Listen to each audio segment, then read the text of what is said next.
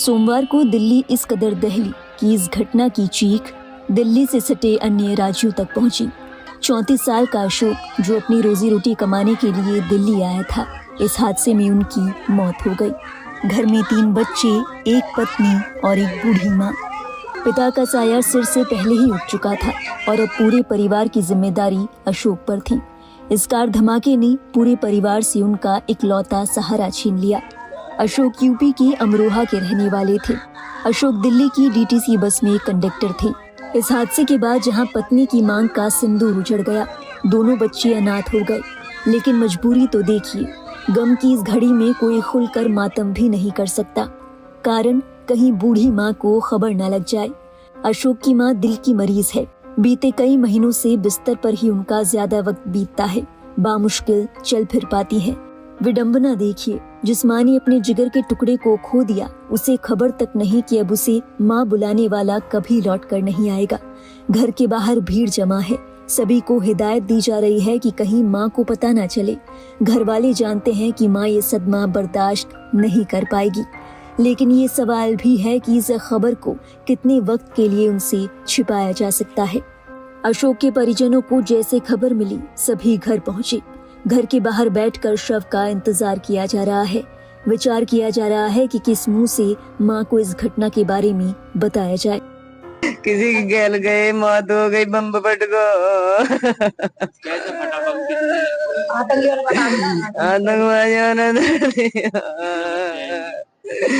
2 लड़की 1 लड़का। 6 साल का था लड़का।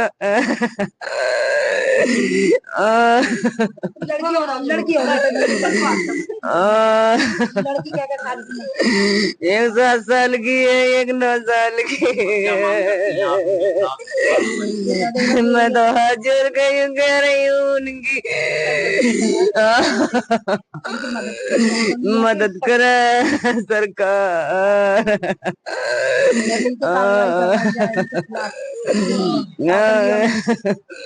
पता ना कैसा हुआ। ओला छुटा, डोला छुटा, पता ना क्या ड्यूटी से आ रहा। कितने बच्चे हैं? 3 बच्चे हैं, छोटे छोटे ही हैं। 2 लड़कियां 1 लड़का।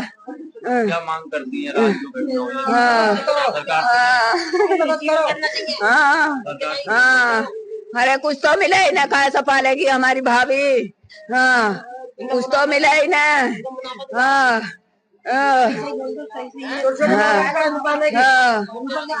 3 साल का लड़का। हाँ, लड़की भी ऐसी है 4 साल की, और बस 1 साल की है। आतंकवादियों ने करा है। उसे सजा मिलनी चाहिए। हमारा भैया आना चाहिए।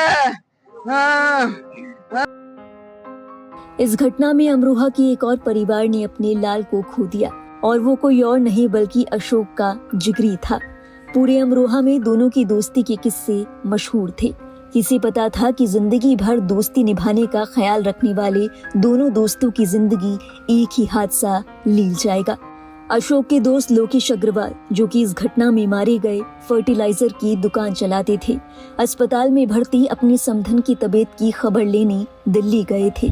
वहीं से लौटते वक्त उन्होंने अपने जिगरी को फोन किया, कहा कि बड़े दिन हुए तुझसे मिले, चल मिलते हैं। दोनों इस घटना के वक्त साथ ही थे।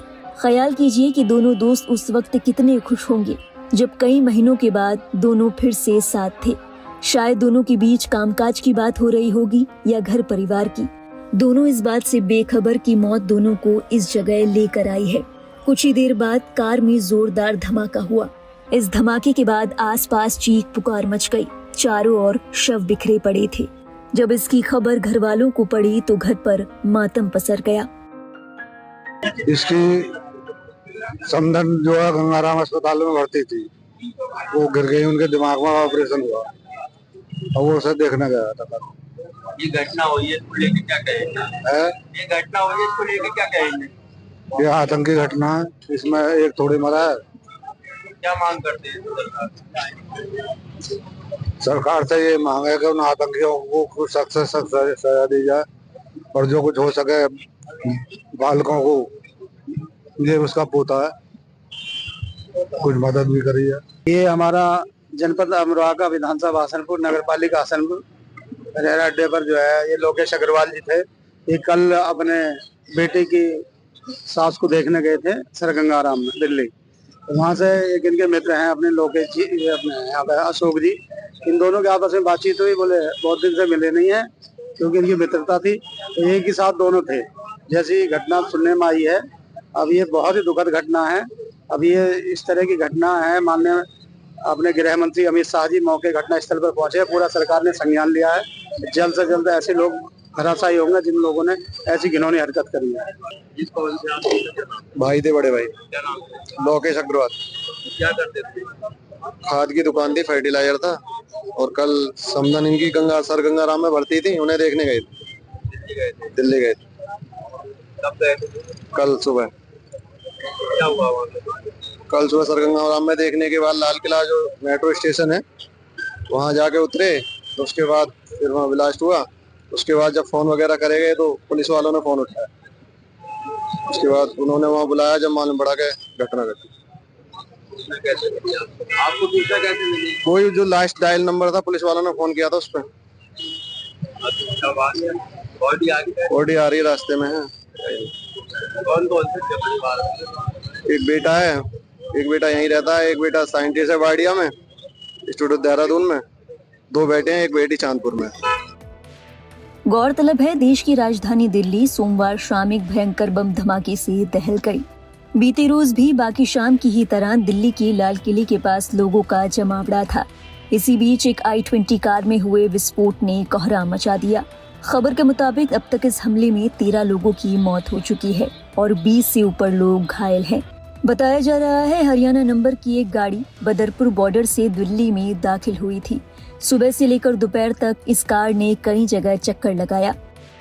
दोपहर तकरीबन 3:19 पर ह्यूंडई i20 कार लाल किले के मेट्रो स्टेशन गेट नंबर 1 के पास पहुंची और यहां सुनहरी मस्जिद की पार्किंग में दाखिल हो गई। बताया जा रहा है कि कार यहां लगभग 3 घंटे तक खड़ी रही। 3 घंटे बाद सफेद ह्यूंडई कार पार्किंग से निकाली गई, जैसा कि सीसीटीवी कैमरे में कैद हुआ।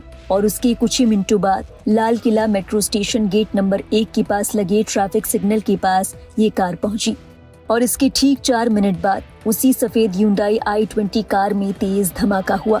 इस धमाके के साथ i20 कार के आसपास खड़ी 6 गाड़ियां जलकर राख हो गई। इस धमाके के बाद दिल्ली पुलिस की क्राइम ब्रांच और दिल्ली की स्पेशल सेल टीमें जांच के लिए घटना स्थल पर पहुंची। इस हमले को लेकर जांच जारी है। इस हमले से जुड़ी हर अपडेट हम देते रहेंगे आपको। आप देखते रहिए लाइव हिंदुस्तान।